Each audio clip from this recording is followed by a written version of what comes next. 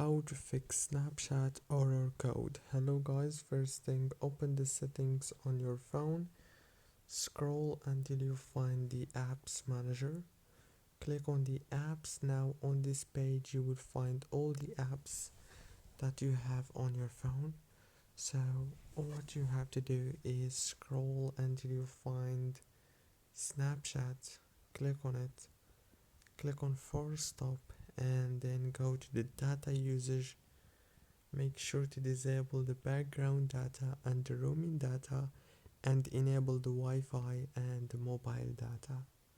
Go back and then click on the storage, click on clear cache, and now the last thing you want to do is very simple. Just turn off your phone and turn it on again.